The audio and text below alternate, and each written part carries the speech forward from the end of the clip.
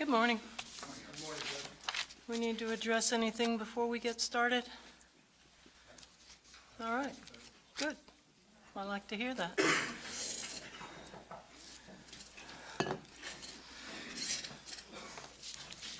And Mr. Proctor's here? He's outside, Judge. Okay, good. Hey.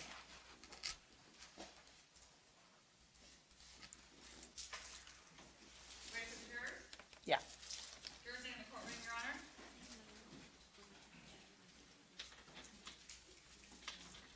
Okay.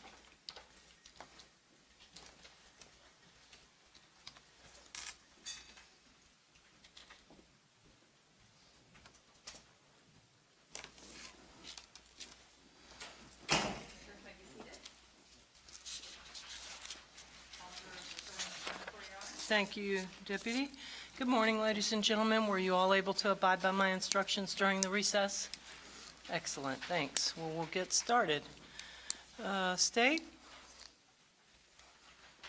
You gonna call Mr. Proctor back? May I have a moment, Judge? Sure.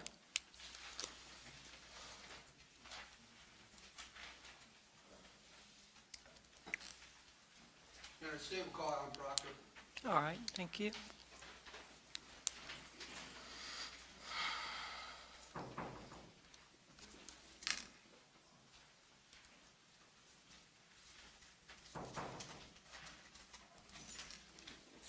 Your Honor, may I? Oh, yeah, and I'll remind him that he's still under oath.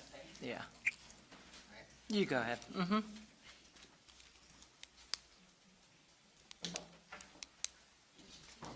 He has. Morning. I'll remind you that you're still under oath. Oh, sorry. Thanks, Terry.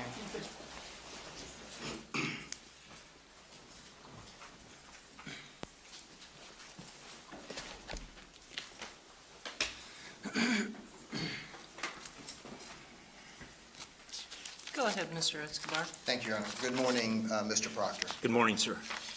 Mr. Proctor, you remember we left off with your last statement where you told this jury that you had probable cause based on a totality of circumstances to arrest Mr. Reeves. Remember that? Yes, sir. Something to that effect. Yes, sir. Okay. And so you would agree with me that that process requires the application of facts that you have learned in the investigation Yes, sir. from witnesses and from the evidence, That's correct. and applying the law in this case. Yes, sir. And so what is the law on justifiable use of deadly force, Mr. Proctor? Judge, I'm going to object. Mr. President. Yes.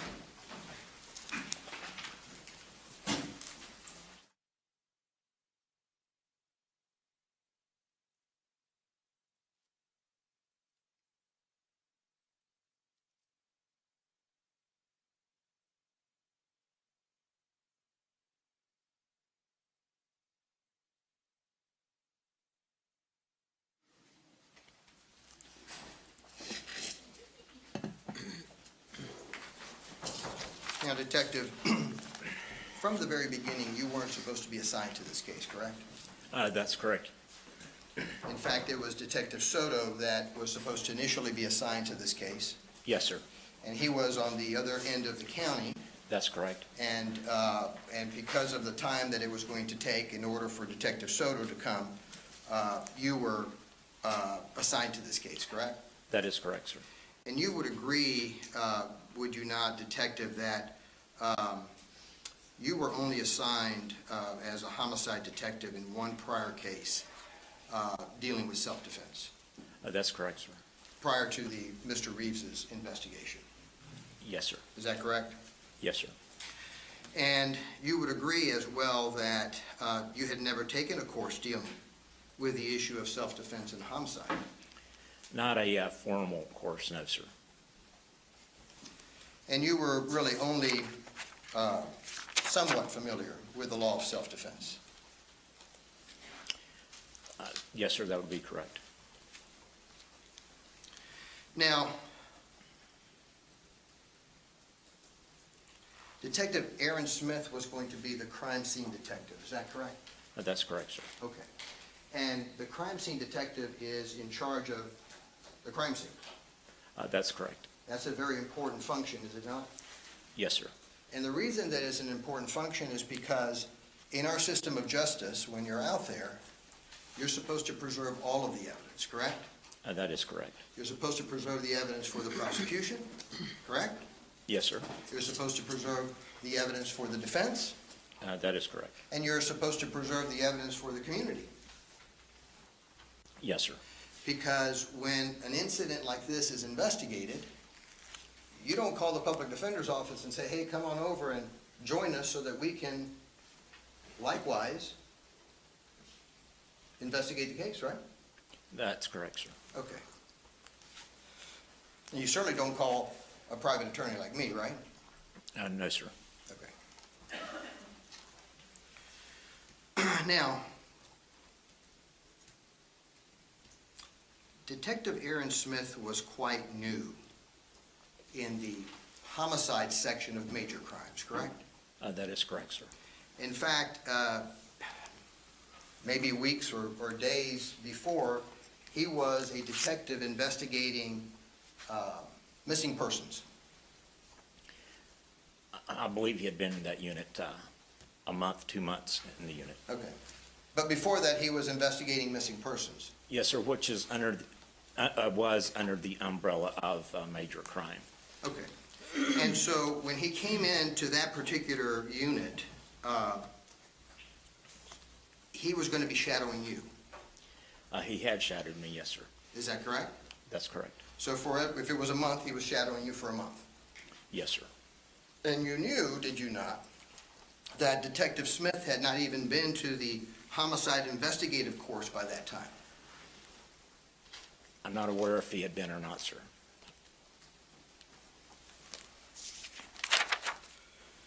Now, when you first got there, and I'm going to give you a pad to make it easy. May I approach your honor? Amen. That's fine, sir. I have my own pen. You've got your pen? Okay. Just because if you need to jot down some notes, that'd be good. What time did you get there to the Cobb Theater? According to my notes, sir, I arrived on scene at 2:15. At 2:15, and what is that in military time? 14:15. 14:15. Okay, why don't you jot that down if we can? Yes, sir. Okay, and so you get there to the Cobb Theater scene. You don't know yet whether you're going to be assigned the case or not, correct? That's correct. And so you're kind of waiting around. I see every single one. I'm very sorry. Someone sent me a video. I'm very sorry. You were waiting around. Waiting around. Yeah, you got there, you didn't know if you were going to be assigned yet. It took some time for that decision to be made. Not really, sir. I met Acting Sergeant Harris and Major Corbin. As I was getting out of my vehicle, I saw them standing there. I pulled up next to them. We got out and we were talking about the incident. Okay, and were you talking about the fact that Soto was on the other end of the county? That's what I believe Sergeant Harris told me. Okay, and so at some point in time in that conversation, a decision was made to assign you to this case? That's correct. Okay, and so, do you know what time that was? I do my first interview with Alan Hamilton at 14:27. Okay, so let's jot that down. 14:27 is your first contact with Alan Hamilton, correct? That's correct. Okay, and so you didn't do anything between the time you arrived and your first contact with Alan Hamilton, other than speaking to the sergeant? I received a briefing from them as to what had occurred, The sergeant? and Major Corbin. Okay, and so by this time you realized it, and where were you when that conversation took place? With Harris and Corbin Yes, sir. in the parking lot. You were in the parking lot. Is that where a command center had been set up? Not at that time, sir, no. Okay, well, did a command center get set up? I don't remember, sir, I don't remember. I think they might have had a mobile command center there as I was leaving, I'm not for sure. As you were leaving for the day? Yes, sir. I was in and out, and that's one of the things I was not paying attention to. Okay. So, certainly, you knew that there was a large force of police officers, correct? Yes, sir. And you knew the minute that you were assigned this case that it was now your responsibility to make sure that this case was investigated Yes, sir. properly. Yes, sir. And you had the awesome responsibility of making sure that the evidence was going to be preserved, that witnesses were going to be adequately interviewed, correct? Yes, sir. And that those interviews were going to be properly memorialized. Yes, sir. Okay. And so, let me ask you a question. Before going to your first interview, which was a mere, 12 seconds after you arrived? Excuse me, 12 minutes after you arrived? You arrived at 14:15, Alan Hamilton, 14:27. I'm not great in math, that's why I became a lawyer. 12 minutes, yes, sir. 12 minutes, okay. And so, within 12 minutes from you arriving, you are now going to be interviewing Alan Hamilton, and that took place where? In the theater, I believe it was in the party room. Okay, so you had to have some time, since you were talking in the parking lot with the sergeant, there was some walking time to get over to that theater, correct? Just a couple of minutes, yes, sir. And then get in there and sit down. Yes, sir. Okay. Now, in order to do that, you had to walk through the lobby. That's correct. And you, as you walked through the lobby, you could see a bunch of people, patrons, lay people, congregating, correct? The lobby was, they had a lot of people in the lobby. And those people were not police officers, these were lay people, patrons of the theater. There was some law enforcement in that group.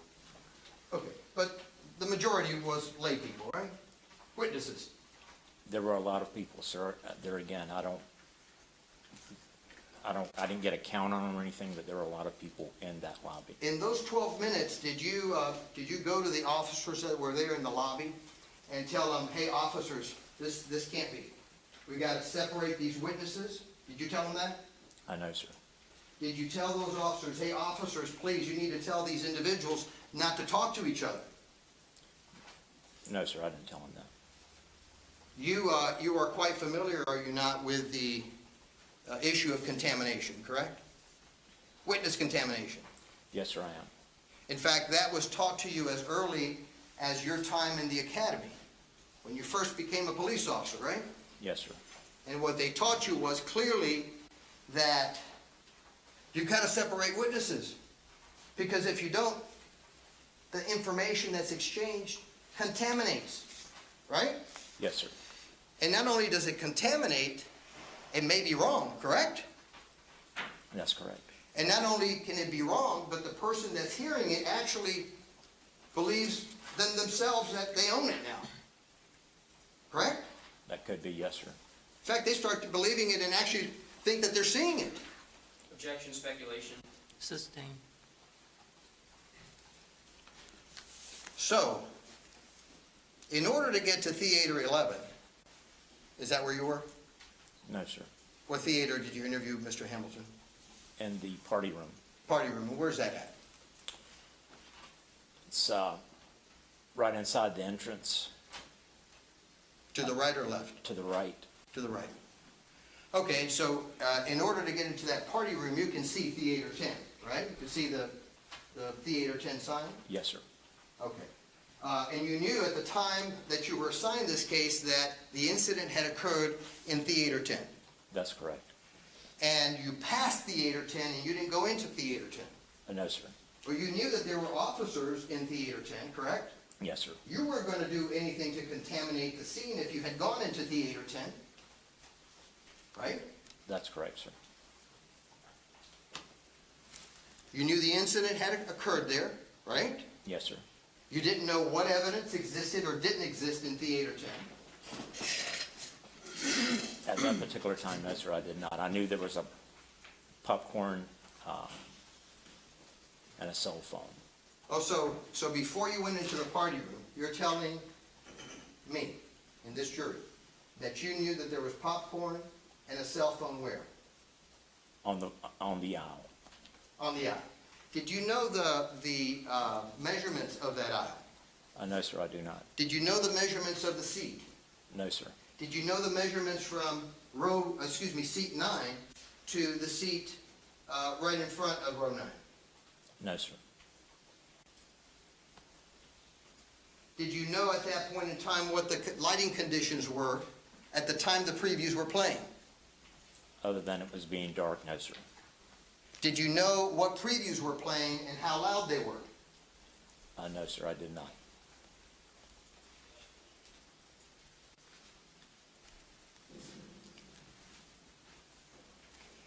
Now, previous to this particular incident, it had been at least a year before you had been to the theater itself, and I'm talking about the complex, correct? That's correct, sir. And in fact, you don't even remember, as you were there, you don't even remember that you had ever been in Theater 10. Sir, I remember going into one of the theaters. I don't remember which theater number it was, but I remember being at that complex, and I thought it to be Theater 10 with the bistro.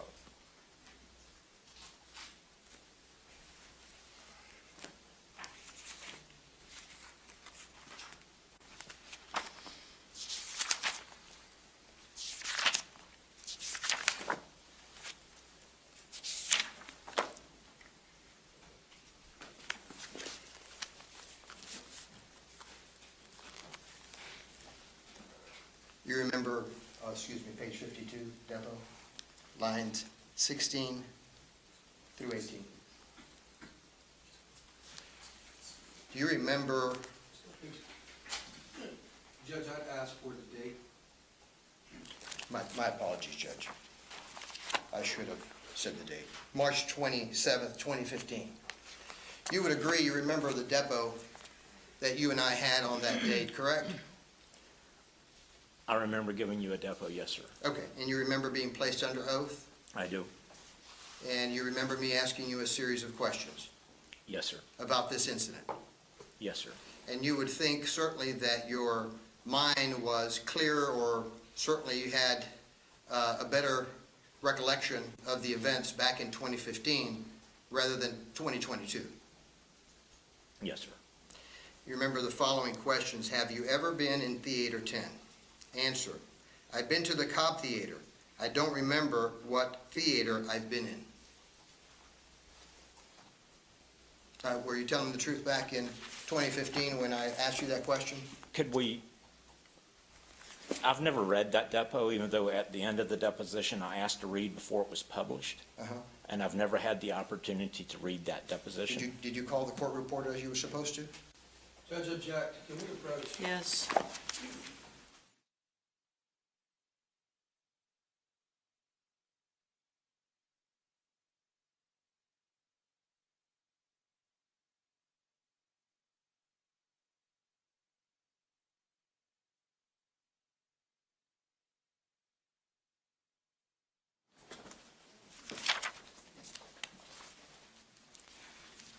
Now, so you go into this party room, correct?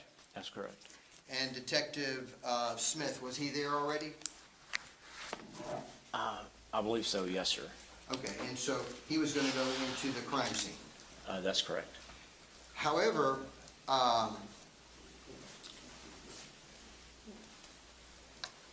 you don't know, at least you didn't know in 2013, whether Detective Smith had ever been assigned as the lead crime scene detective in a homicide.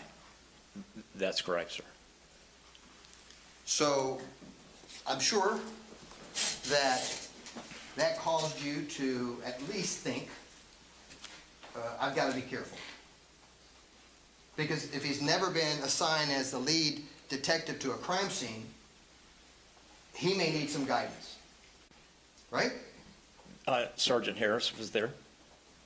Well, No. did you tell Sergeant Harris, please make sure that you go and speak to Detective Smith to make sure that he's got a real handle on this? This crime scene was relatively, it was an in-depth crime scene, for lack of a better purpose, How did you know? You weren't in there. because I had been told that of the evidence inside. There was popcorn on the floor, there was a cell phone, a spent casing, those kinds of things, but it was not an in-depth crime scene. I had complete confidence in Detective Smith. I had complete confidence in my team to process the scene correctly. They had been trained in that. They knew their job, and I had complete confidence in them. I did not go into the theater to see those items on the floor before I did my interviews. Okay. So now, before going in to do this interview with Corporal Hamilton, is that correct? Yes, sir. Okay. Corporal at the time. Yes, sir. You knew nothing about Curtis Reeves, correct? I knew that he was an ex-Tampa police officer, That's it. that he was an older gentleman, and that he had been detained for shooting Mr. Oulson. You certainly didn't know about any extensive training that he may have had as an officer with the Tampa Police Department. No, sir. And you certainly didn't know that at one point in time he was the commander, actually he started the SWAT team at TPD, right? No, sir. He told me that, well, he didn't tell me about starting the SWAT team in with Tampa, but he told me that during his interview. Well, no, that's further down. We're talking right now, right before you go into that little room to interview Corporal Hamilton. You didn't know anything concerning his extensive training that he had. There again, sir, he had just shot a man. It didn't matter if he was law enforcement, if it didn't matter who he was. He had just shot somebody. And at that time, that did not weigh on me as far as needing that information. I wanted to gather everything that I could to present to the court. And at that time, I did not feel I didn't feel the need to go into his background. Okay, well, we're going to get into that in just a little while. And so now you go into this room with Corporal Hamilton, is that correct? That's correct. Okay, and what you told the jury during direct examination is that you go into this room and Corporal Hamilton was supposed to be an eyewitness, right? That's correct. Okay, and you knew he was a police officer, right? That's correct. Okay.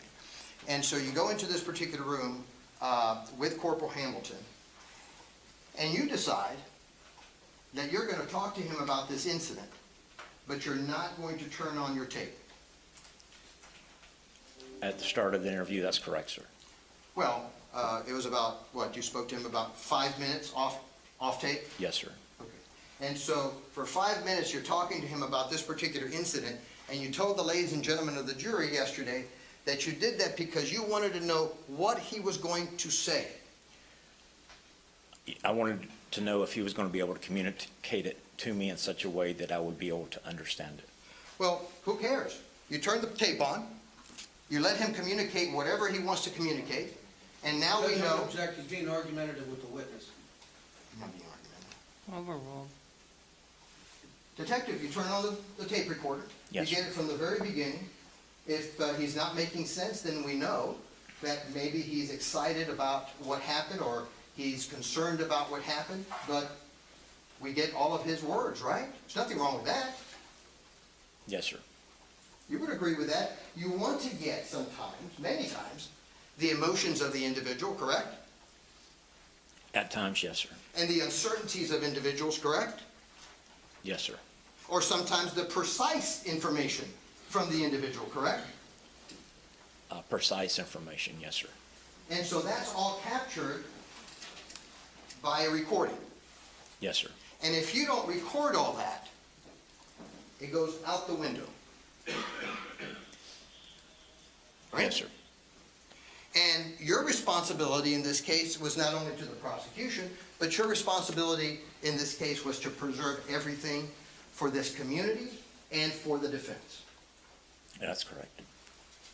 and you chose not to do that. Now, what you did was you got some kind of checklist, I believe you told the jury yesterday, that you just, jotted down what he said, and then you were just going to go down that list, right? That's what you did. It's not a checklist. I was taking notes as to what he told me. And then you, in that interview that's recorded, you just go down and ask those questions that he already answered. That's correct. But you don't know how he answered them, what his emotions were, what his recollection really was, nothing. The tape stands for itself, sir. Well, that's the tape after the first 5 minutes. Yes, sir. Now, let me ask you this question. Did you have in front of you, before you started that interview, did you have a voluntary statement form that he had filled out, signed, and dated? I believe it's on page 2 of your report. Yes, sir, I do.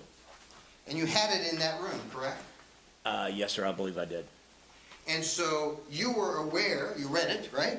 I did. Okay, and so you were aware that Mr. Hamilton had indicated that Mr. Oulson was coming over the back of his seat yelling at Mr. Reeves. If I could review the written Oh, statement. absolutely. Your Honor, may I approach? I'm going to hand you what's been marked as Defense Exhibit Number 21.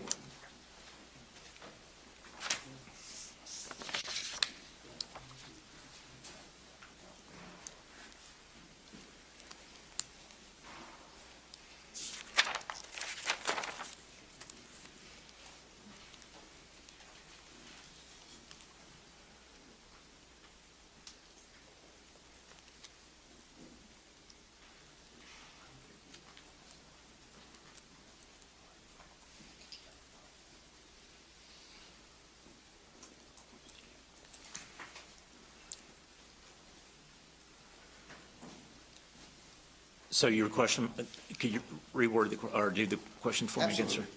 So you were aware when you read that statement, right? Let me have it back, and I want to do it verbatim so that we don't have any mistakes.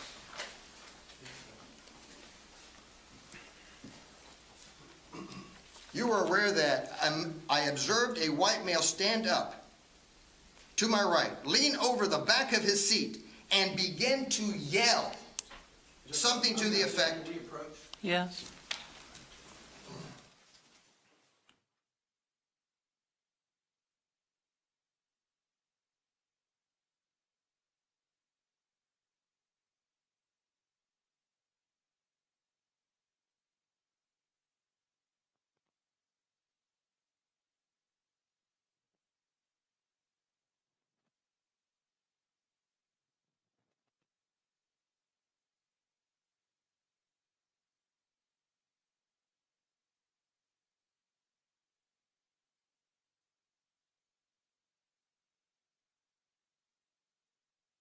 to the voluntary statement that you had.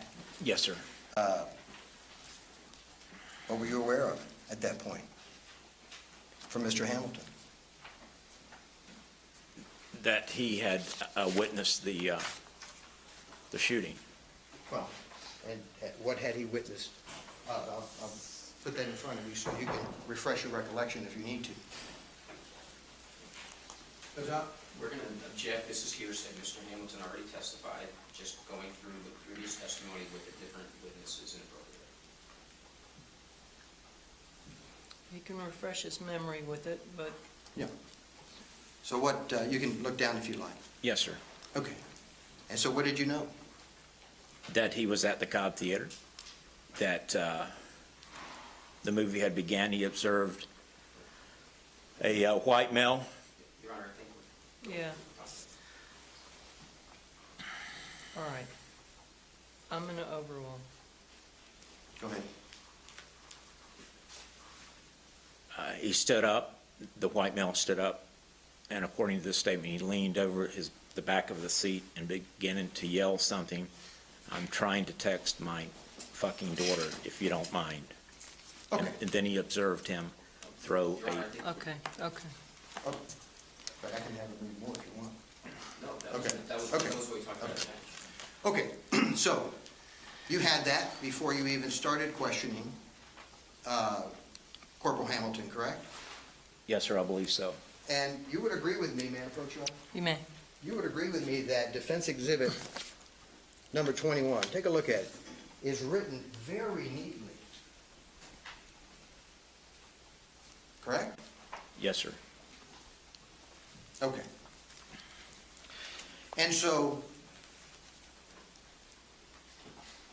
I think that on direct examination yesterday, you acknowledged that, hey, we really should be turning these recorders on from the very beginning, right? Yes, sir.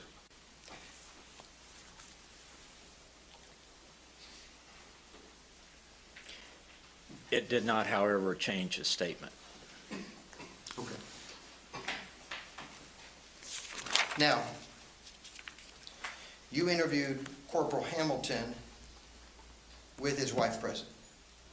No, sir, I did not. So his wife was not present when you interviewed Corporal Hamilton. That is correct.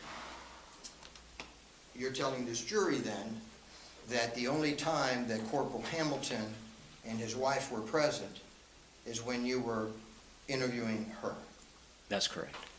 Okay. Now, your interview of Corporal Hamilton was 5 minutes off tape, correct? About that, yes, sir. And 6 minutes on tape. About that, yes, sir. Okay, so let's put down now, we've got the time that you came in, 14:50, the time that you started Hamilton's interview, 14:27, Yes, sir. and the time that you ended that interview, which was 2:38, 14:38. 14:38. Okay, 2:38. Yes, sir. Now, after that particular interview, you go to interview the wife, is that correct, Mrs. Hamilton? Yes, sir. Okay, and did you interview her in that same room? I did. And you still had not bothered to go back into the crime scene to, or not even back, you hadn't gone, period, to the crime scene to go see anything in there? That's correct. Okay. And when you interviewed her, you likewise started that interview without turning the tape on. Yes, sir. And your reason for doing that was because of what? I wanted to make sure that she could communicate in such a way that I could understand it. Well, you would agree again with me that if you had that tape on from the very beginning, we would know possibly her emotional state. Yes, sir. We would know whether she was sure or not Yes, of sir. what she was telling you, Yes, sir. whether she was undecided about certain events, Yes, sir. and we weren't able to capture that because it wasn't recorded. That's correct, sir. Okay, and so after that initial interview, how long was that initial non-recorded interview?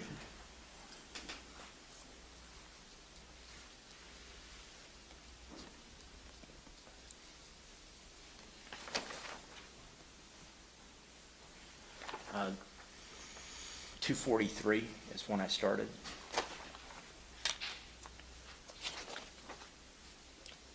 And you left the other one at 14:38, so at best 5 minutes if my math calculations are correct? Yes, sir. Okay. So 5 minutes possibly off tape and on tape. I've got to hear that it was, the taped interview was from 14:52 to 14:57. 14:52. Yeah, 2:52 to 2:57.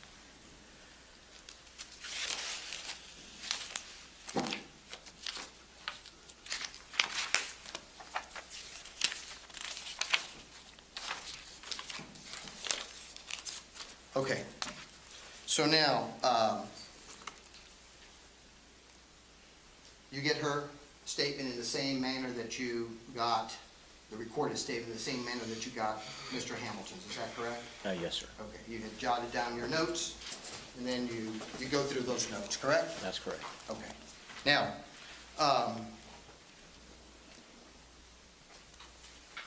clearly, in this particular interview, you had Corporal Hamilton there, listening to what his wife was saying. Yes, sir. And you agree with me, that violates protocol at the Pasco Sheriff's Office, right? Yes, sir, possibly. Okay.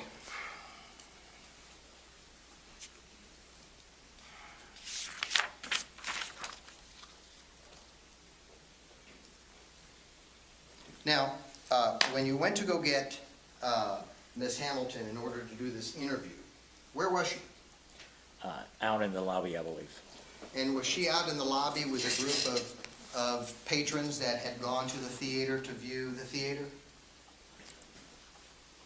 I'm sorry, sir?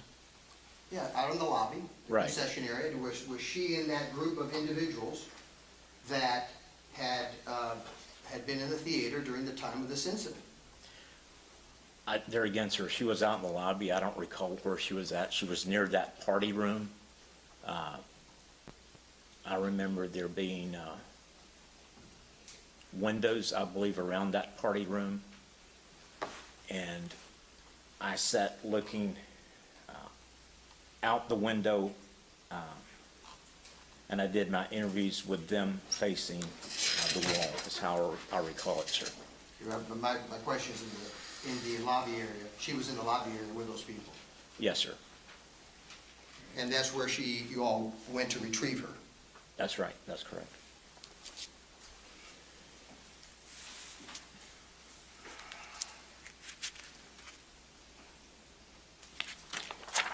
And you certainly, when you went to retrieve her, you didn't hear any police officers warning those individuals not to talk to each other? No, sir. And you certainly didn't give any instructions to officers to do just that? That's correct, sir. Okay. Now, since you took notes of both Corporal Hamilton and Mrs. Hamilton, you took notes there in that party room, correct? Yes, sir, I did. You don't have those notes because you shredded them. That's correct. It wouldn't have been difficult for you to just attach them as a piece of evidence, right? That's not procedure, protocol. These are my notes. So you want to follow procedure protocol concerning the destruction of the notes, but you don't care about following procedure protocol when you're interviewing individuals together.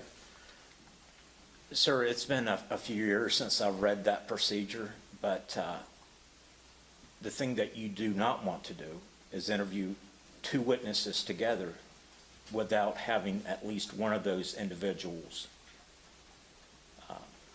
interviewed. In this particular case, like I explained yesterday to the court, I had interviewed Mr. Hamilton. I had obtained the information that I felt I needed at that time. I had saw his wife. She was upset. I wanted to get the very best statement that I could from her.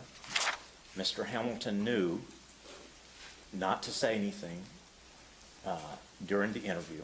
He simply sat behind her with me facing her and him behind his wife at a different table. Did you put all that in your notes, Detective, that you shredded? No, sir. Okay. So now you're done with both interviews. That's correct. And the one thing that you knew, that there was yelling and curse words that were being directed from Mr. Oulson to Mr. Reeves, correct? Yes. Leaning over the back of the chair. That's correct, yes, sir.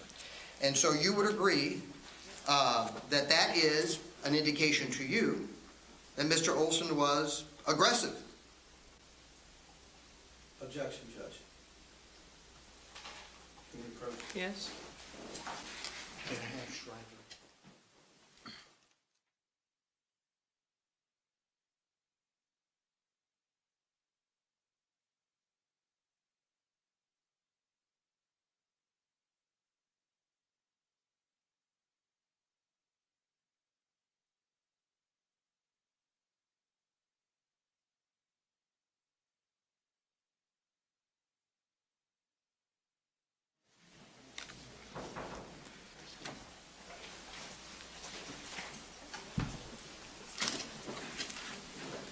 Sorry, Detective, I know I do it constantly here on my table. Yes, I'm sir. like, my funny bone is ready to pop out. I can understand, yes, sir. Okay. So, Detective, that's aggressive, right?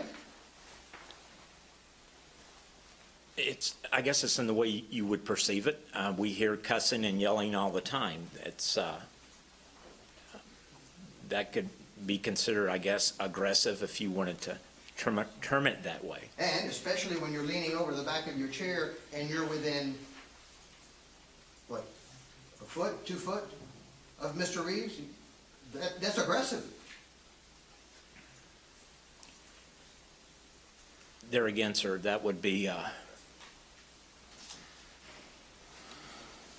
it could be considered to be aggressive. And you would agree, would you not, that when you're loud towards someone else, it has an impact on that person? Objection, speculation. Sustained. It's 7:01. What does that mean? Approach. The evidence goes. Oh, I know what that number means.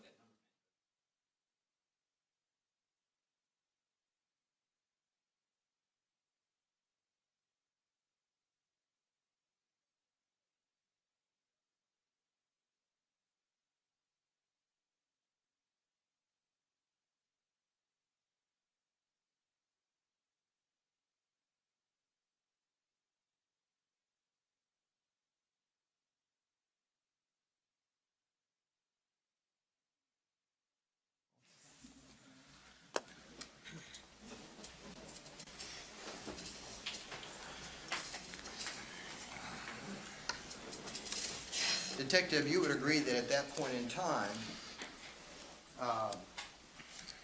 you had this information from Corporal Hamilton and Angela Hamilton. At that point in time, you didn't know the distance between Mr. Oulson and Mr. Reeves while he was being aggressive, right? You didn't know what the distance was. No, sir. I did not know the measurements. And you didn't ask Corporal Hamilton, can you tell me, was it a foot? Was it 2 feet that you were seeing? You didn't ask that of Corporal Hamilton. No, sir, I did not.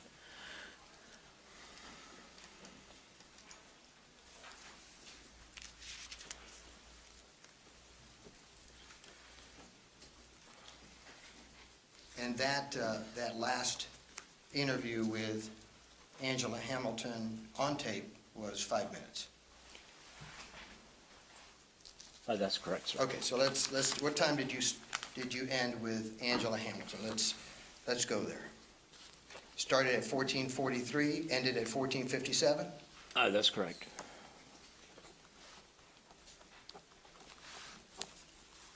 Okay.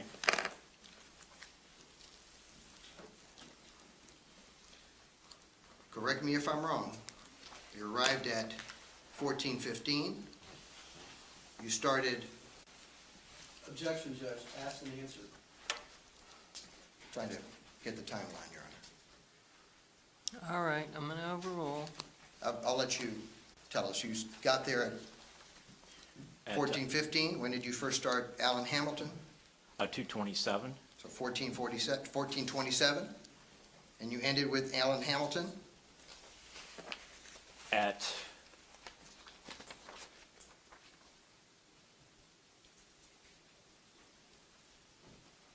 14:38. At 14:38. You started with Angela Hamilton, 14:43, correct? That's why I gave you the pad so we could, Thank you, sir, I forgot. okay. I'm not accustomed to doing it this way. At 14:43, 2:43, and I concluded that at 2:57. 14:57, correct? Yes, sir. Military time. Oh, we're going to use military, 14:57, sir. Okay. Now, from there, you do what?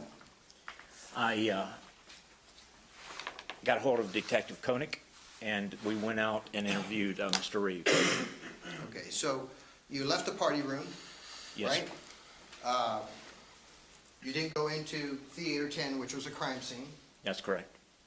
And so how did you get to the location where Mr. Reeves was at? Did you go through another theater? Did you go all the way around the building? We walked to the back of the theater and entered the parking lot. I had obtained my vehicle, and that's where we did the interview, was in my vehicle in the So parking you lot. went out to the parking lot, got in your vehicle, and drove it around to the back? That's correct. Is that correct? Yes, sir. Okay. Now, your purpose of doing this now was you wanted to interview Mr. Reeves. That's correct. And we've been fortunate enough to hear the interview of Mr. Reeves yesterday in this case, and you were present, right? That's correct. Okay. Now,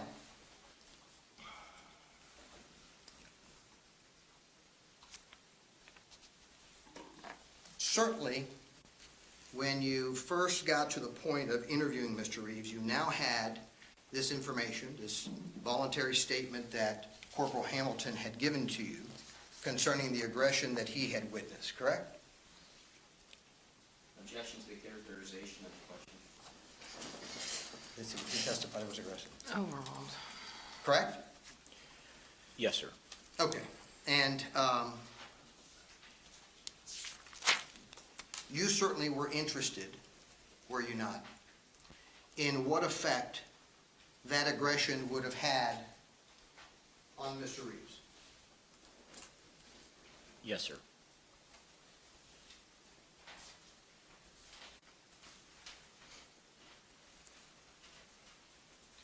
Because your job at that point was to assess whether or not Mr. Reeves's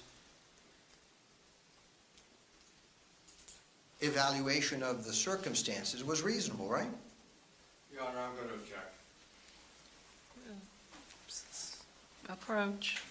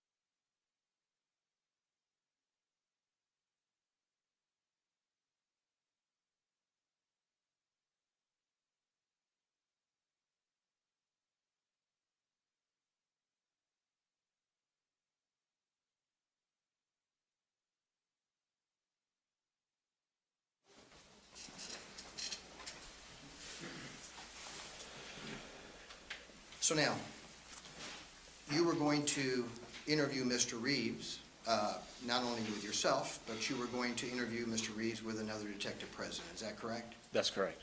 And in this particular interview that you had with Mr. Reeves, you didn't have a pre-interview non-recorded, right? That's correct. You applied a different procedure for Mr. Reeves in this particular case. You recorded from the very beginning. Yes, sir. Okay. Now,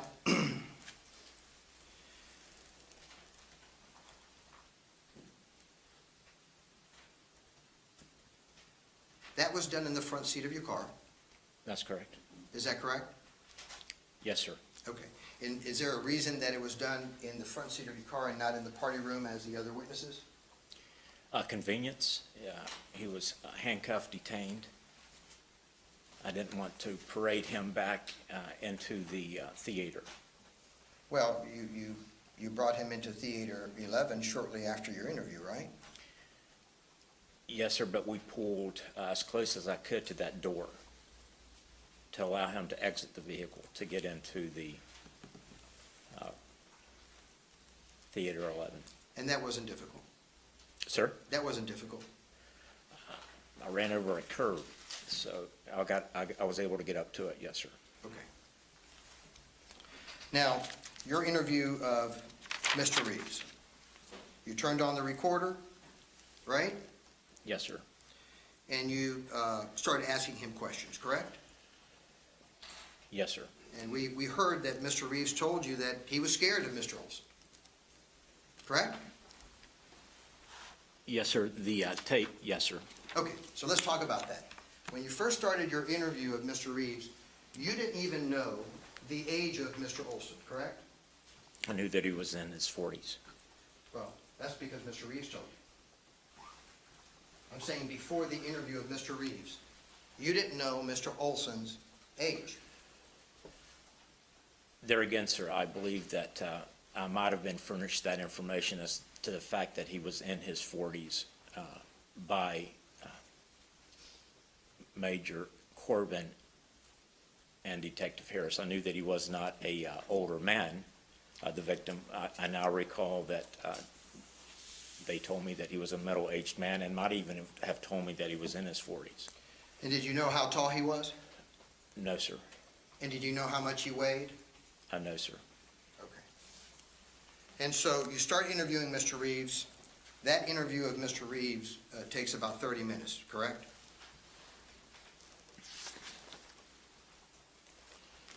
Goes on at 15:10, 3:10, and Stops at 3:40? just double check. I've got it here if you need it. I've got it here. That's right, 3:40.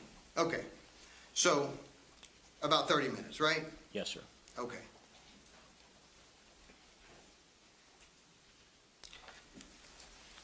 You indicated to the ladies and gentlemen of the jury that you already knew, supposedly, that there was a phone in front of seat 9 in the theater, correct? Yes, sir. But you didn't know that seat 9 was the seat that Mr. Reeves was seated at, correct? At the time that I'm interviewing Mr. Reeves, Yes, sir. I knew that he was on the back row. I knew that his wife was immediately to the right.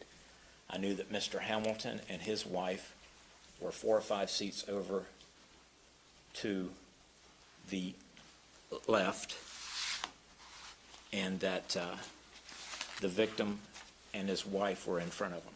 4 or 5 seats? You think the Hamiltons were 4 or 5 seats to the left? What about 7 to 9 seats to the left? 7 to 9. At the time that I did the interview, Yeah. I wasn't aware. I knew there were witnesses on that row. Well, you just said that you were aware that the Hamiltons were, I think you said 5 to 6 seats. It's really 7 to 9, right?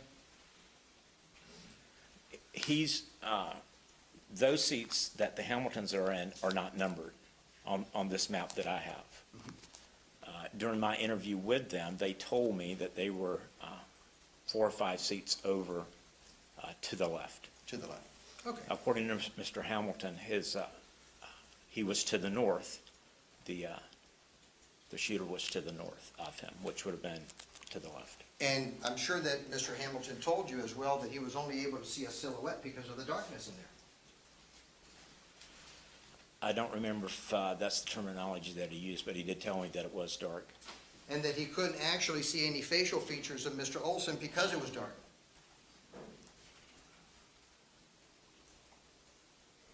Are you telling me that's, who said, do that again, Counselor, please? Alan Hamilton. Yes, sir. Now, Hold on. Could you redo that question? I'm not for sure. Sure. Okay. Alan Hamilton told you that it was so dark that he couldn't see the facial features of Mr. Oulson. Your Honor, I'm going to object.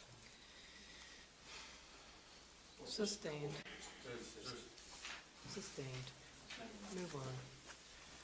Now, you knew, however, when you were interviewing Mr. Reeves, that there was a phone on the floor, correct? Yes, sir. Did you know whose phone it was? No, sir. Well, did you ask anybody, by this time I would imagine you had Detective Smith already in the crime scene, right? Yes, sir. Or did you ask Detective Smith, hey, can you tell me what seat that phone is in front of? Did you ask him that? Smith? No, sir. So you didn't know who the phone belonged to, and you didn't know what seat it was in front of? No, sir. But you knew that it was in the back row, which we call row A, right? Yes, sir. Okay. And you realized that it was somewhere in the center of that row? Or did you even know that? I knew that it was in the center of that row, around Okay. the center of that row, yes, sir. And Mr. Reeves tells you that Mr. Oulson hit him in the head, either with a fist or a phone. Or something, yes, sir. A fist or a phone, or something. Yes, sir. And so that must have triggered immediately a ringing of the bell. Wow. Mr. Reeves is saying he was hit with a phone. Your Honor, I object to the gratuitous comments being made by counsel. All right, overruled. That rang a bell, right? Because you knew that there was a phone there in that row. Yes, sir. And if Mr. Reeves is telling you that, hey, I think I may have been hit with either a fist or a phone, that phone becomes paramount in this investigation, right? It's important, yes, sir. Very important, would you agree? It's important, sir, yes, sir. Is it not very important? Everything's important, sir. But this is really important, right? It's important. And the reason that it is important is because there may be some evidence, some physical evidence on that phone, right? Yes, sir. And that physical evidence could link that phone, or at least the DNA on that phone, to Mr. Reeves. Right? Yes, sir. And if in fact it does, now you've got a piece of evidence to try to recreate what happened, right? Yes, sir. Because that's what you're trying to do in these investigations. You're trying to recreate what actually happened in that theater, right? Yes, sir. Okay. So, Mr. Reeves also tells you in that interview, not only that he was hit with a phone, but he tells you that that phone was in between his legs immediately after the shot. He realized, oh, there's the phone right between my legs after the shot took place, right? Yes, sir. And clearly you knew that because Alan Hamilton was the person that told you that the phone was on the floor, That's correct, sir. in between Mr. Reeves' legs. Yes, sir.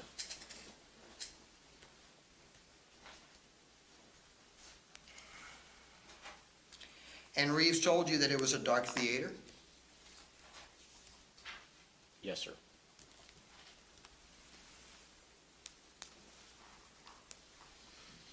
And you would agree the darker the theater, the more it affects people's ability to see.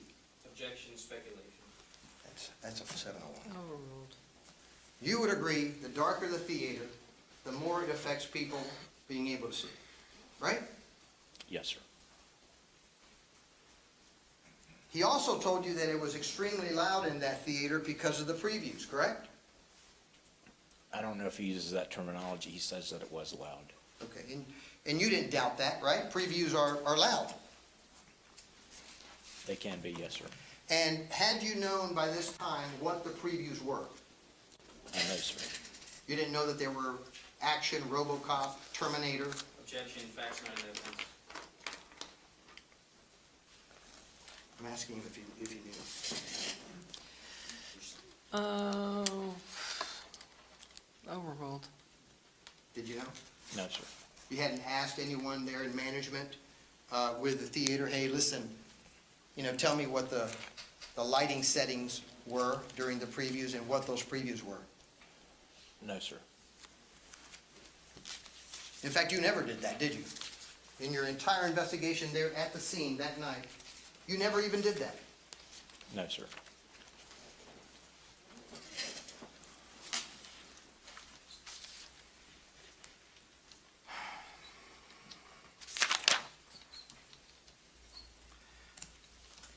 Now, when you realized that there was that phone on the floor, did you contact Detective Smith and say, hey, we've got to be very, very careful with that phone?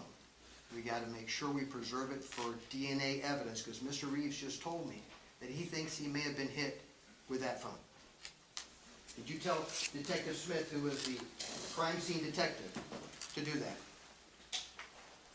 No, sir, that was part of his training, forensic techs, his training on how to handle possible DNA evidence. So you left it to him that you didn't know whether he had ever been assigned as a crime scene detective on a case? He had been assigned as a crime scene detective on a case, probably not on a homicide. However, he knew the proper procedure for handling DNA evidence. How do you know? He's very sharp. He knows how to work a scene. I've been with him before. He knows his job. So, grabbing the phone off the floor and turning it off the day of the incident, and then coming back a few days later and taking the phone from the evidence room and turning it Gentlemen, off. object, there's been no evidence of that. Sustained.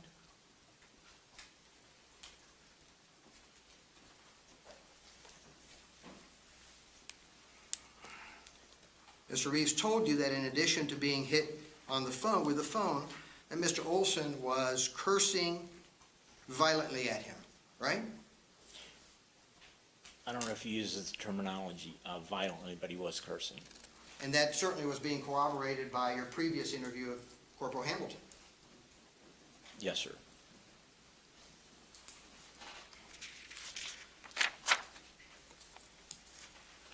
Did you ask Mr. Reeves, how close was Mr. Oulson to you when he was leaning over that chair and yelling profanities?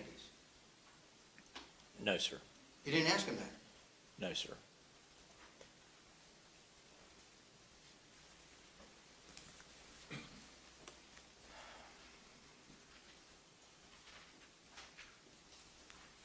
I think you already testified that you didn't ask Mr. Reeves in that interview what his training was in identifying danger. Correct? No, sir, I did not. But as I've previously testified, he could have been an ex-police officer, but in this particular case, that had no bearing on this investigation. So you're telling this jury then that his prior training, no matter how extensive, had no bearing in this case? Sir, as I testified yesterday, we are all human and we all have the capability of making mistakes. No, listen to my question. You just told this jury that his prior training and expertise has absolutely no place in a case like this. That's what you just told the jury. During my investigation, it had no bearing in my investigation. And so you didn't consider it. I did not. Now, Mr. Reeves told you that he was so frightened that he was trying to create distance by leaning sideways and back on his chair, correct? I recall him telling me that he leans back in his chair. And that was to create distance, correct? That's correct. You've been a police officer long enough to know that that's one of the skills if someone's about to attack you that you want to do, correct? Your Honor, I object. 402. All overruled. Correct? It's one of the things that you're supposed to do. That is a technique, create distance. In some situations, yes, sir, you want to do that. You certainly don't want to get closer to the person that's about to attack you. That's a big no-no, right? There again, sir, it depends on the situation that you're in. Oh, so you think it's okay if someone's attacking you just to get closer to them? There again, sir, every situation is different. Well, this situation, do you think it was reasonable then for Mr. Reeves to Your get Honor, closer? I object. Sustained.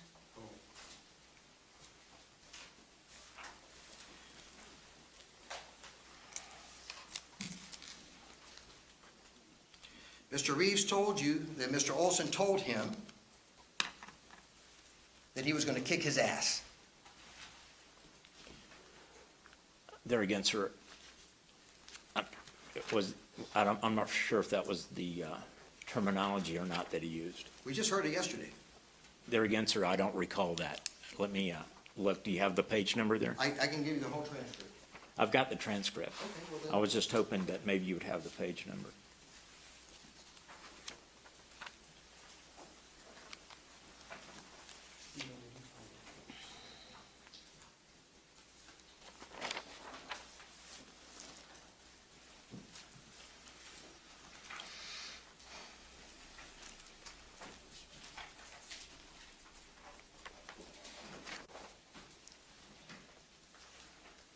Pardon me, Your Honor, I'm trying to locate it real quick.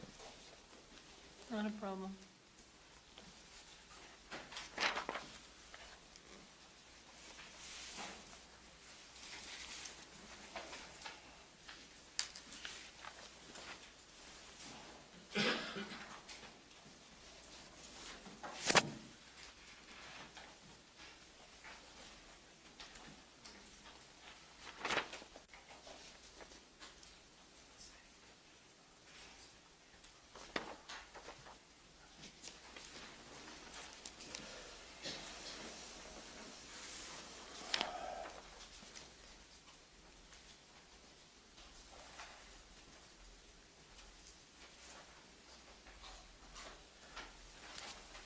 That's right. He does say that,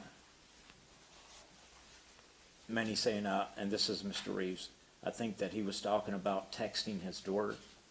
If it was any of my, there's fucking there 3 or 4 times, this ain't fucking, this ain't my fucking business, or I'll kick your ass.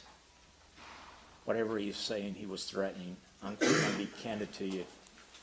I don't remember exactly. So that's what he was telling you, right? Yes, sir. And you believed that Mr. Reeves was forthcoming to you, right? Objection. Sorry, We need punch brief, Yes.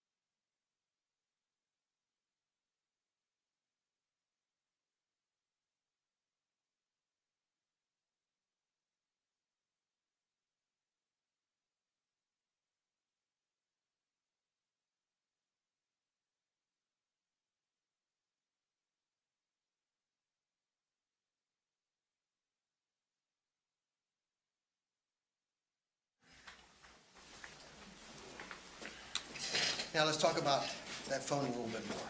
Sir? Let's talk about that phone a little bit more. Okay, You didn't know the weight of the phone at that point in time, correct? that's correct.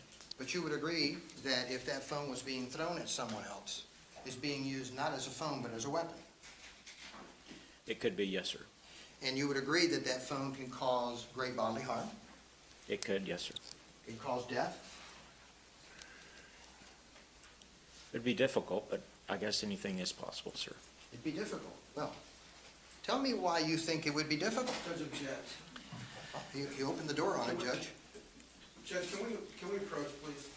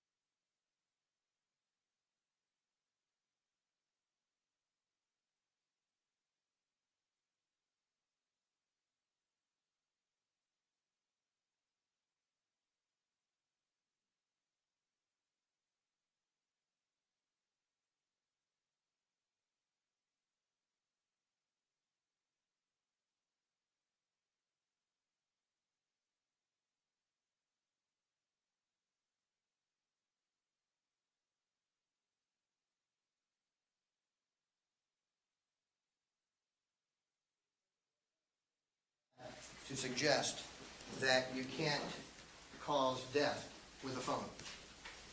I have no medical training, sir, Okay. other than first aid. Yeah.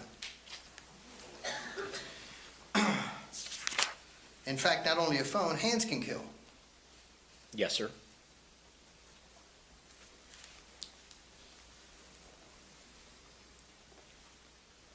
And you would agree that if a phone is thrown at somebody and it hits them in the head, not necessarily going to cause an open wound, right? It might not. Yes, sir. There's a lot of factors that you have to consider, right? That's correct, sir.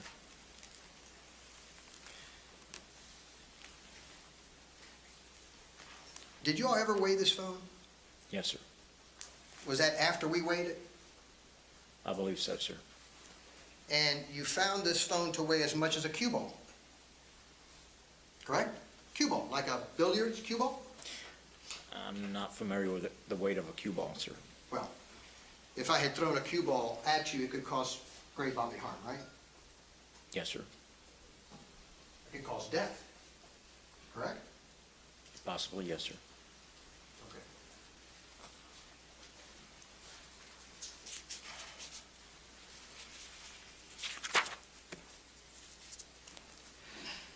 Now, of importance was, in this case, Mr. Reeves' disabilities, right?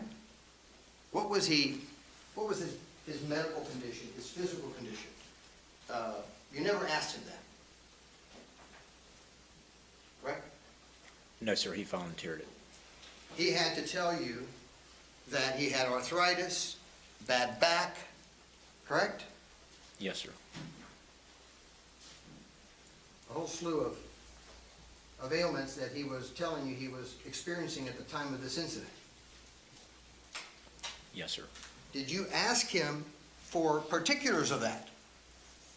No, sir, I did not. Meaning, Mr. Reeves, tell me what, you've got arthritis in your hand. Tell me what that does to you. You never asked him that. No, sir, I did not. Mr. Reeves, you've got arthritis in your shoulders and in your spinal column. Tell me what that does to you. Never asked him that. No, sir. Mr. Reeves, do you have difficulty getting up off a chair? What do you have to do in order to get up off of a chair, Mr. Reeves? Never asked him that. And he never told me that. No, sir. My question is, did you ask him that? Oh, no, sir. Did you ask him, Mr. Reeves, you've got these shoes that you have to kind of pull some strings there. Are you wearing those shoes for a reason? Didn't ask him that. No, sir. Did you ask him how heavy he was? I did. Did you tell him, did you ask him, hey, was that your normal weight while you were a law enforcement officer? No, sir, but he told me he'd gained some weight. Did you ask him if that was his weight while he was the head of security for Bush Entertainment? No, sir. Did you ask him if he had deteriorated during the last few years? No, sir.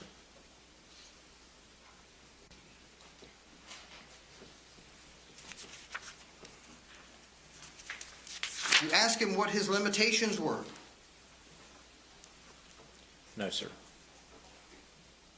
But he told you he was a physical wreck, right?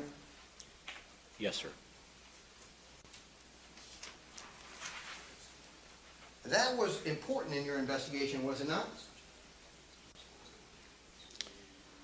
As we've talked, yes, sir, everything's important. Well, but that in particular was important, was it not? It was important, sir. But you didn't ask any follow-up questions at all? No, sir, he appeared to be healthy. Oh, is that back to your medical degree? Judge objection, Judge. Sustained. Is that because you now have the qualifications to be able to assess someone's condition by visual sight? I can observe someone. He's able to walk around. He's not under, doesn't need a cane, doesn't need any of that stuff to get around. So you're okay if you don't need a cane and you can walk? Well, he didn't appear to be physically disabled. Do you think that individuals in their 70s can perform just as easily as someone in their 30s or 40s? There again, that depends, sir. And that's why we have to ask those questions, right? Yes, sir. Did you consider Mr. Reeves' age? Yes, sir, I knew he was 71. Okay. And did you ask him, hey, why did you retire from Bush Entertainment, such a great position as head of security? Why did you do that, Mr. Reeves? You ask him that? No, sir.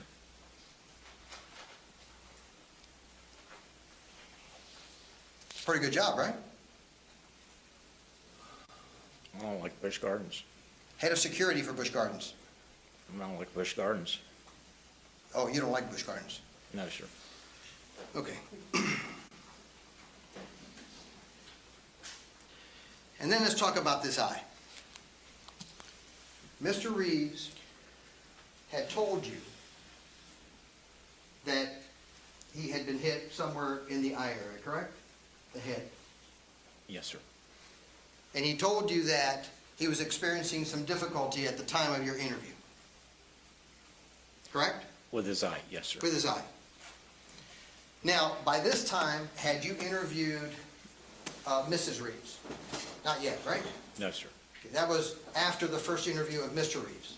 Yes, sir, he requested, or told me that I needed to speak to her. Okay.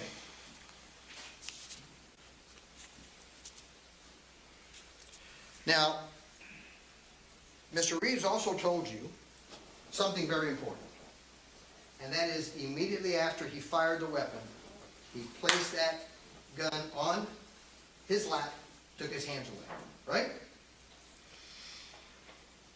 He said that he put the gun on his leg and that I don't recall him saying that he moved his hands back. Well, what did Corporal Hamilton tell you then when he came up and took the gun from Mr. Reeves's knee? That Mr. Reeves's hands weren't anywhere near the knee, right? I don't recall him telling me that, sir. Well, what's the issue with it? I don't recall, I knew the gun was on his leg. I don't know if he had his hand on top of the gun. I recall Mr. Hamilton telling me that he walked over and took the gun from him, that he had it On his knee? on his knee. Okay.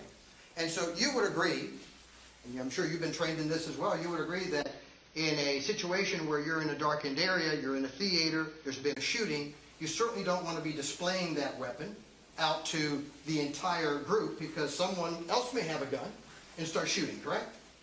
That would be a very pertinent thing to do, not to display it. So Mr. Reeves, immediately after the firing the shot, was in training protocol, putting that gun immediately on his knee out of sight. Yes, sir, common sense. Well, it's common sense and training, correct? Yes, sir.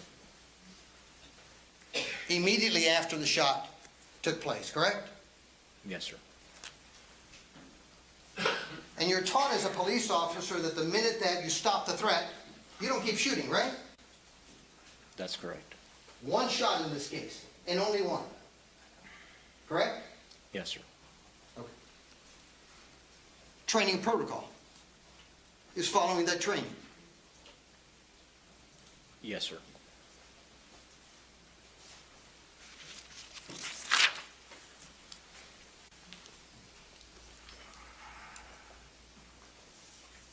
You finished that interview with Mr. Reeves.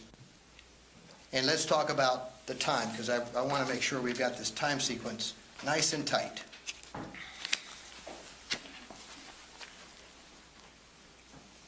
What time did you finish with Mr. Reeves? 3:40.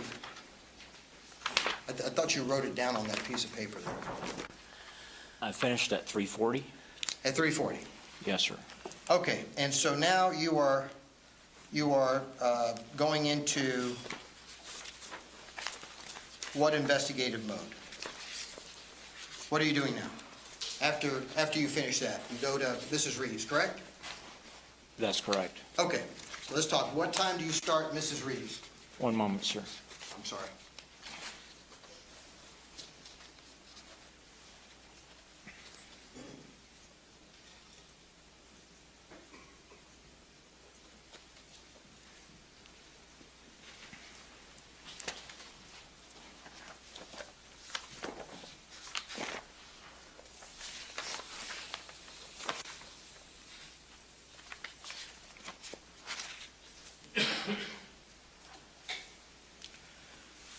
I started that interview at 16:25. also known as 4:25, right? Yes, sir. 16:25. And you finished that interview at 16:38. That's correct. How many minutes is that? That's 30, I hope it's not 30. no, 30, 45 minutes. Oh, you talking about for Ms. Reeves? I apologize, sir. Yes, that's okay. That's 13 minutes. You had a 13-minute interview with Mrs. Reeves. That's correct. And this one you recorded immediately, no pre-recording by you. That's correct. And she was a witness, not a suspect. That's correct. And so you didn't violate the protocol of the sheriff's office. That's correct.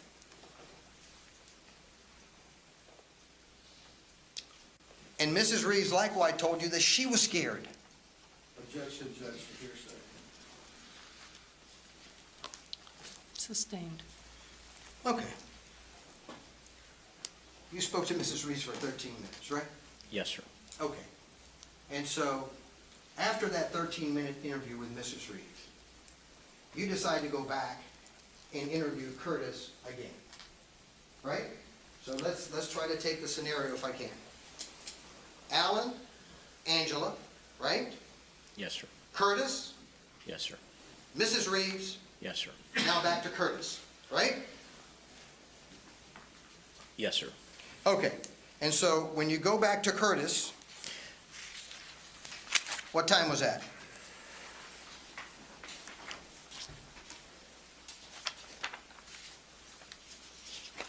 I've got it right here if that makes it easier. 16:43. 16:43.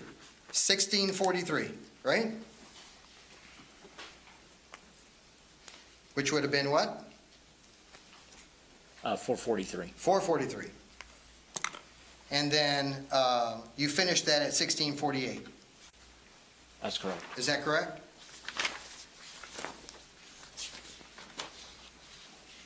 That's correct. Okay. Let's talk about between 16:43 and your last interview with Mrs. Reeves. You finished Mrs. Reeves' interview at 16:38. Is that correct? That's correct, sir. And you started Mr. Reeves' second interview at 16:43. According to my notes, yes, sir. Is that correct? Yes, sir. How many minutes is that? 5. 5 minutes, okay. And so in between that period of time, after you interviewed Mrs. Reeves for the second time, your testimony is that you go to the command center. We have a meeting. It's not really a center, but command center, but we have a meeting out in front of the theater. Okay, so you have to, let's see if I can get this correctly. You were interviewing Mrs. Reeves in the same room? I believe so, sir. Okay, and so you have to leave that room, have to leave the theater, you got to go through the doors, Right. and go out into the parking lot where you had your makeshift command center, right? That meeting occurs right there outside the front of the theater, right there in front of the box office. Okay, and would you tell the ladies and gentlemen of the jury again the purpose of that meeting? To discuss the case, the information that patrol deputy or detectives had received from their witnesses, their interviews. To discuss the case. So that's a very important meeting, is it not? Yes, sir. Because you're trying to get information from all the various sources of witnesses that are being interviewed, correct? Yes, sir. And these witnesses are being given voluntary statements for them to write down what, in their opinion, they saw. Right? Yes, sir. And so that's a lot to look over, right? Yes, sir. And so it must have taken you probably, what, a minute to get from the room that you were interviewing Mrs. Reeves to that meeting up front? Possibly, yes, sir. So that leaves us 4 minutes. And so now, it must have taken you at least 3 minutes to go from the meeting to go back to Mr. Reeves, right? I'm not for sure, sir, how long it would have taken. Well, he was in the back, right? Yes, In a sir. car, and the meeting was out front of the theater. Yes, sir. It'd take you at least 3 minutes to get there, right? There again, sir, I don't know. It would have So you taken, must have had a 1-minute meeting with your group outside the theater, because those are the numbers, right? yes, sir. A 1-minute meeting you had to discuss all of the evidence that allegedly had been uncovered at that point, right? 1 minute. I tend to believe, sir, it was longer than that. Well, the numbers don't add up, right? That's correct. And so tell me who you spoke to outside the Cobb Theater for a minute that gave you enough information for you to go back and tell Mr. Reeves that you were going to charge him with second-degree murder. We had stood there and talked. The detectives, command staff was there. Sergeant or Captain Eckley, Major Corbin, the sheriff, Detective Harris, Sergeant Sessa, and they had said that no one had seen a punch being thrown, and that no one had seen the suspect coming over the chair. Oh, you must have told him, wait a minute, I spoke to Mr. Hamilton. He says, yeah, that, Oulson was leaning over the chair and he was yelling and he was cursing. I'm sure you told Captain Sessa that. Your Honor, I'd object to the characterization of the question. Leaning over and coming over are two very different things. Sustained. What did you tell Captain Sessa about your interview with Mr. Hamilton? Sergeant Sessa. Sergeant, sorry. I think we didn't go into in-depth. We didn't go in depth. We simply wanted to know if anybody had seen a punch being thrown or anything being thrown at the victim, or at the suspect. We wanted to determine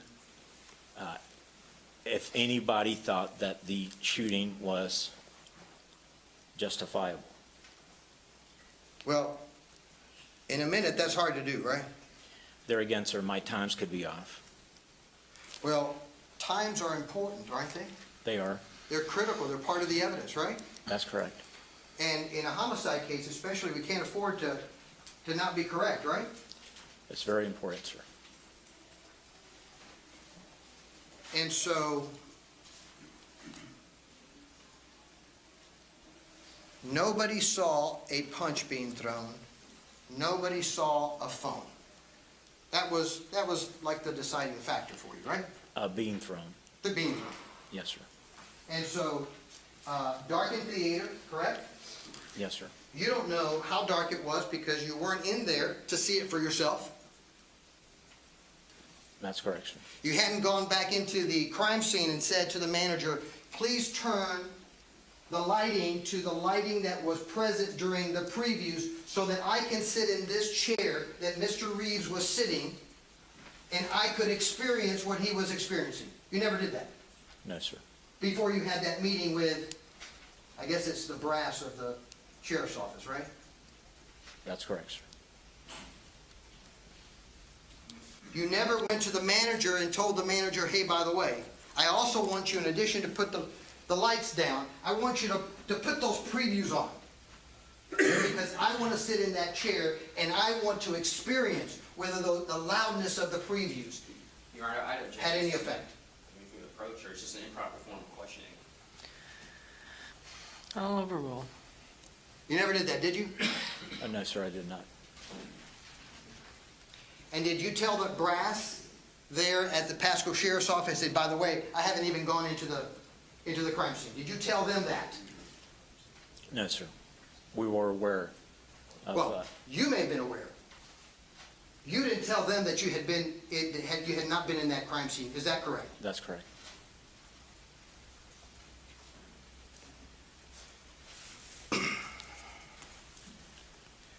Detective, the first time that you went into that crime scene was at 5:32 in the afternoon. If I may. You may, please.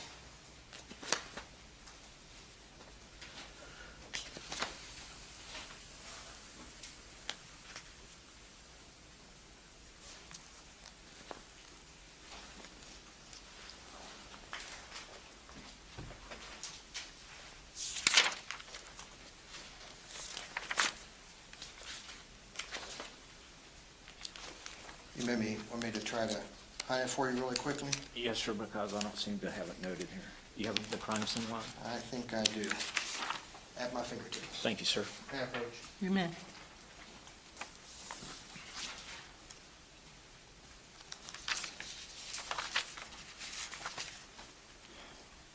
It's in the first page, Detective, very top.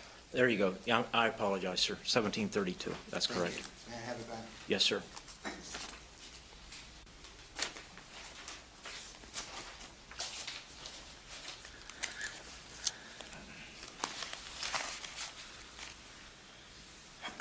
Now, let's talk about that very important process of the case, because your job's not over, right? No, sir.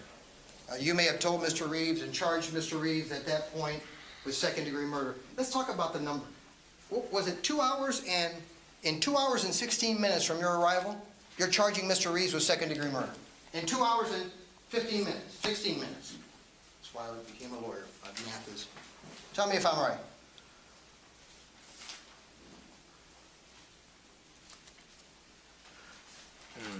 About that, yes, sir. Okay. So now, your job's not over, is it? No, sir. Your job now, you're going at 5:32 for the first time into this, and let me call it an incident scene, because that's what it is, correct? Objection, I don't even know how to phrase this, improper.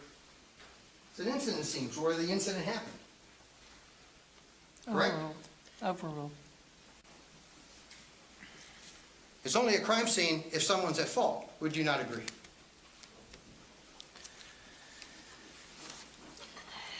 I consider it to be a crime scene. You consider it to be a crime scene. Okay, so we'll call it a crime scene. So now you go into the crime scene, and Detective Smith is there, correct? Yes, sir.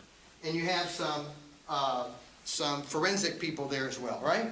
That's correct. You already know about the phone. Yes, sir. Is that correct? Yes, sir. But you still don't know what seat Mr. Reeves was actually in. Pointed out that seat at that time. Well, we're going to get to that. Okay. Okay. And so when you go in there, you don't know what seat Mr. Reeves was in. I knew that it was on the back row. I knew that it was in the center, but the actual numbered seat, I did not know. Okay. And so when you go in there, do you see the phone? Do you see the phone at 5:32 in the position of that aisle?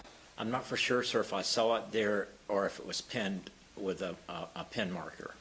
Meaning that there could have been a pin marker there, but the phone may not have been there. That's correct. And so I'm sure that at some point in time in your investigation post-entry of the crime scene, that you discovered that the phone had a black case, correct? Yes, sir. And so if, excuse me a second,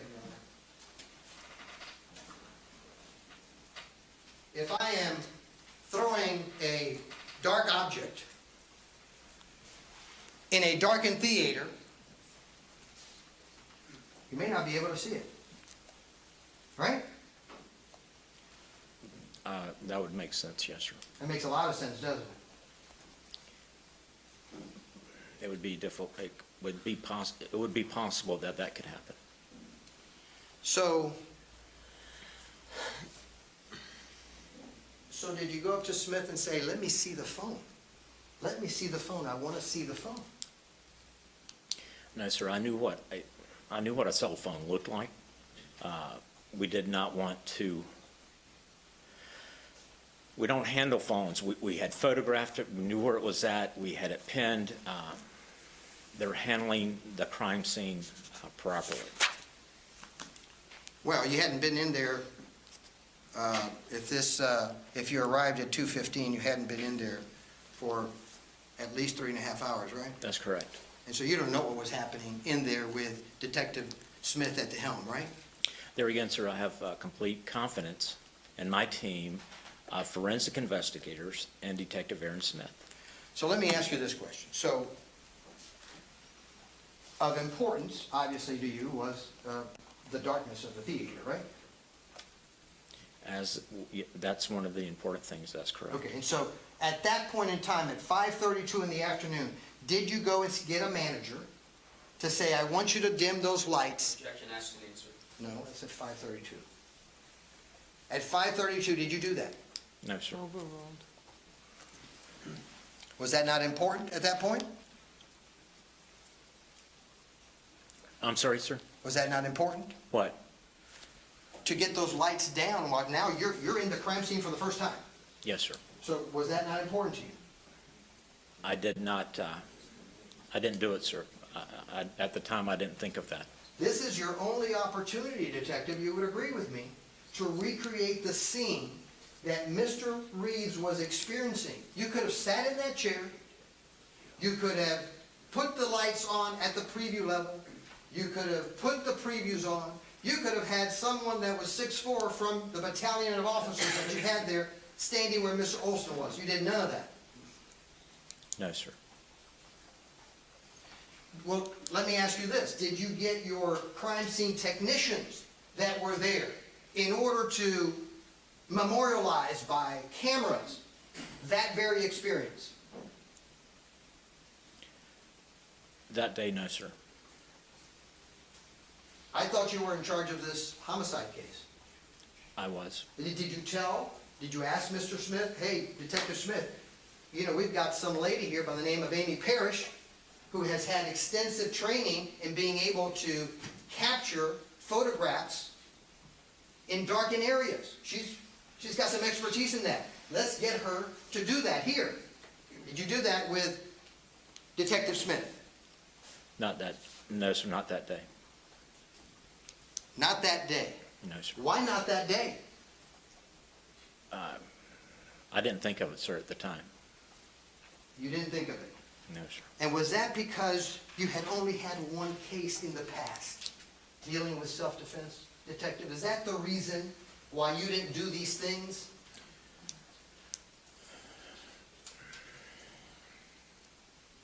Difficult question, isn't it?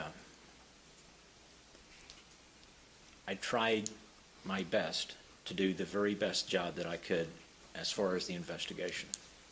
Detective, I don't doubt that you tried to do your best. That wasn't the question. Right. The question is, do you think that the reason that you didn't do these things is because at that point in time you did not have the experience in dealing with a self-defense case?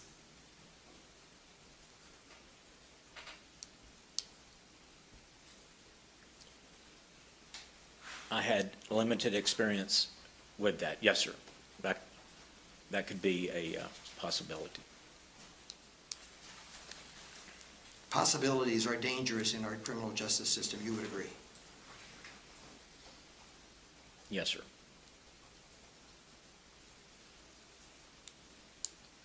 We can't afford to make mistakes, can we, Detective? No, sir.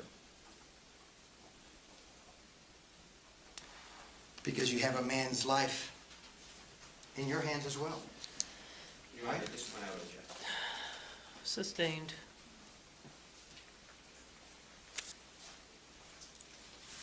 If you have much more, it's time for a We do have quite a break. bit. All right, let's take a 10-minute recess, please. Remember my instructions during the break? Thank you. All rise, court is in recess for 10 minutes.